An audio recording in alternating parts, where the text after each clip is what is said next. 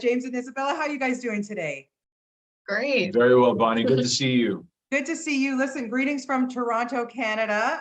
Lots of fans here, my friends. And this show is so much fun. Honestly, what I've seen so far, I was having a wonderful time. Isabella, let's start with you because, really, your character kind of kicks it off. She gets the family in a little bit of trouble. They have to move and they have to be good. I mean, come on, seriously, do you feel bad about that? Well, you'll see. I mean, yeah, I do.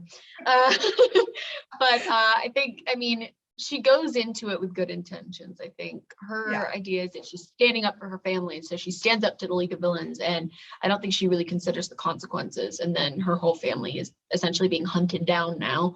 They'll have to hide out, change their whole lives and identities, move to Texas in a town called Valley View, which is a real town that has like 700 people in it. Yeah. And it's small and they're not used to that. They're used to, the big city. They're used to being able to be criminals and, be villains and do whatever they want. And now they have to follow like societal rules and norms. And that's just so foreign to them. And I think the show's really interesting because it's not a show just for kids. Like this is a show that everyone can watch. It takes you back to like James was saying previously. He was saying about, how the show is really anchored in that kind of like 90s sitcom space, like, Friends, yes. Seinfeld, that kind of thing where everyone can watch it and enjoy it. There's humor for the kids, but there's also humor that's going to fly over their heads that the parents will get. And it's for everybody. And I think that, it's a great show. And I really hope people enjoy it as much as we enjoyed making it. I'm sure that they will. Like I said, I had a blast. Okay, James, you are a pro at playing a baddie. I mean, General Hospital has given you some good background. You are a Cassadine through and through, and I know the Cassadine family. They're bad. They're not so great.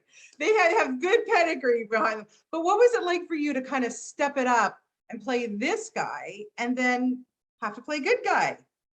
Well, the fun stuff, the soap operas it's total commitment to an absurd circumstance. And that's kind of a comedy too. We are in absurd circumstances and we completely commit to telling the truth of that moment. And that's where the comedy comes from. So I love both of them equally. Over in General Hospital, it's like playing jazz because you have literally minutes to do an entire scene. Exactly. You don't rehearse and they keep the first take. And so that danger is very exciting. What's nice is to come over to this studio and the writers are they're thinking about every word and the rhythm and the articulation and this word, no, it only works like this. That's fantastic. Wow. And then you couple that with a cast and crew that is dedicated to making it as good as it can be and lighted as well as it can be and special effects are as great as it can be. And the costumes are like, they're the price of a small car. Yeah, they're crazy. Yeah, and it's so by the time you're done, you have something very, very watchable. And we're all just ridiculously proud of it. You should be. And Isabella, James touched on the costumes, the looks. Tell me a little bit about your personal involvement in your looks, your makeup, the costume. I mean, wow. I love fashion. I'm very much into like hair, makeup, nails, all of that. And funnily enough, we've incorporated every little amount of, they're so great. Like they know what I'm interested in and they're interested in incorporating it into the character because she's a real teenage girl, and just because she fights people doesn't mean she can't have long acrylics.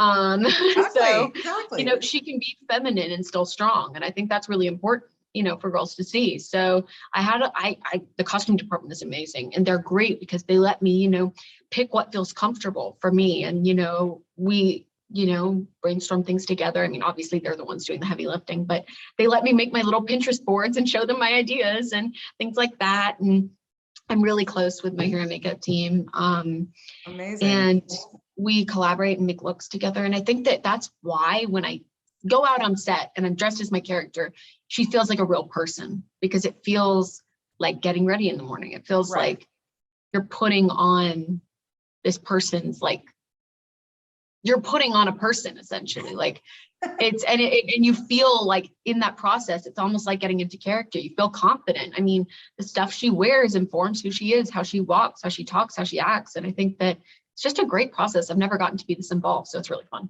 Yeah, so much fun. Now, James, I want to go back and look at Disney history. There's always some fabulous villains in Disney history. And I understand on good authority that your dad was an original vulture in the Jungle Book. So you've got the bad in your blood, my friend. Can you go That's back pretty. and yeah, that's amazing. That's a good You didn't tell me deep that. cut. No, that never came up. I never brought that up. Yeah, my father was one of the vultures in the original Jungle Book. He That's was so the one cool. with he had the Liverpudlian accent, and he had the hair in his eyes like this. I love that one. Did you got a mother, a father? You know, Oh my God, that's father. He was from the amazing. north of England, so that voice was not Amazing. that different from his. And he was also in show business, so Yeah. the Disney guys were excited to have him. But yeah, that's true. So so I'm wondering, for both of you, do you have like some typical Disney villains that you grew up with that you really loved? Mrs. Potts, We were Angela Lansbury, Mrs. the Potts. worst. We were joking that Miss he's Potts, come on. No, we're joking. I would say my favorite one that I grew up with is probably Hades in Hercules. I think Yeah. he's I love Hercules. I think it's such a good movie. Also, like the music is just insane. But I think he's so funny.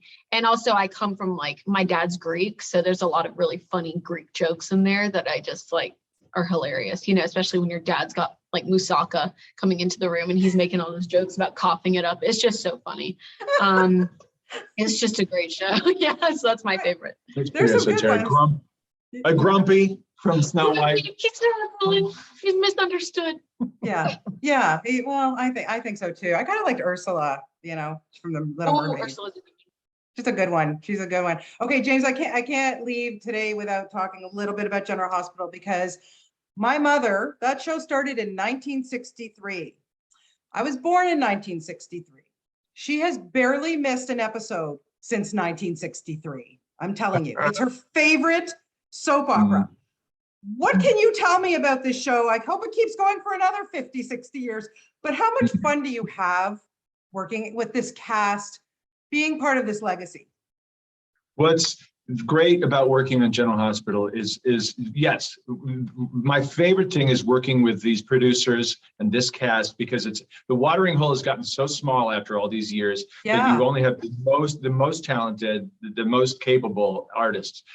They do 84 scenes a day. Exactly. They are filming 84 scenes a day. They are putting these camera crews in an early grave. I'm convinced of it. And we're all film a day. Exactly. 7? Like, maybe that's crazy. But it's a delight. And as long as Frank Valentini, the show's executive producer, is at the helm, that show will continue to exist because he loves it into an existence. You know, and so I'm proud to work for him. I'm delighted to be on his team. And they get me out by 9 a.m. so I can run around and jump and be funny with these guys. Well, what a great opportunity for both of you to be in this show. Like I said, it is just fantastic. And I think you're right. It's great for the whole family.